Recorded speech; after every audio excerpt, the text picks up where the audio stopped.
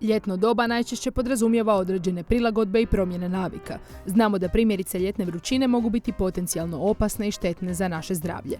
No koliko nam je važna ljetna prehrana i razmišljamo li dovoljno o njoj? U zdravstvenom kontekstu ljetna prehrana nam je vrlo važna zato što utječe zapravo na cijelo stanje organizma, pa osobito na takvu ljetnu prehranu trebaju obratiti pozornost osobe koje imaju narušeno zdravlje, starije osobe i mala djeca. Ljeti nam je vrlo važno znati koje bismo namirnice trebali najviše, a koje najmanje konzumirati. Kad govorimo o ljetnoj prehrani, najviše bismo trebali koristiti namirnice koje su bogate vodom, koje su bogate vitaminima, mineralima, dijetalnim vlaknima. Tu svakako u tu kategoriju spadaju voće i povrće, od lubenice, dinje, marelica, breskve, nektarine i povrća, recimo krastavca, paprike, rajčica, različitog zelenog listnatog povrća.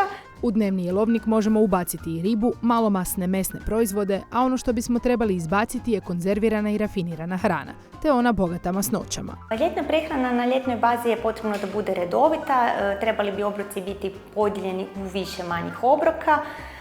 Dobro je da je to nekakvih 4-5 manja obroka i da je to lako probavljiva hrana. Za vrijeme ljetnih vrućina ljudi se često osjećaju umornima i iscrpljenima, a u slučaju dehidracije moguća je i glavobolja, vrtoglavica pa čak i nesvjestica. Ljetne vrućine jako utječu na cijelo stanje organizma zbog pojačanog znojanja kojim se tijelo hrani, pojačan je gubitak vode i elektrolita iz tijela i potrebno ih je svakako nadoknaditi.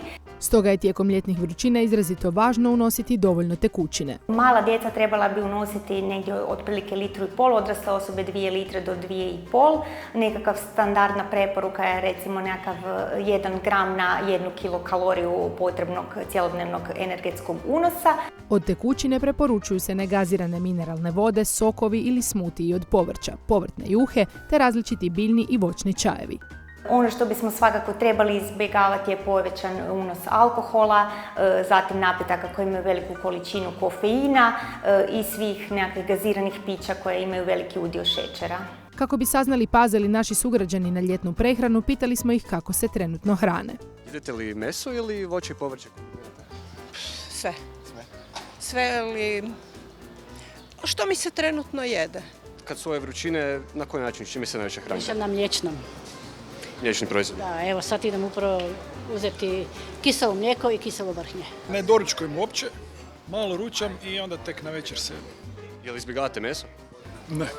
Ne izbjegavam meso, ali mi izbjegavam svakako neku težu hranu. S obzirom na ove vrućine, što vam je najidealnije za jesti?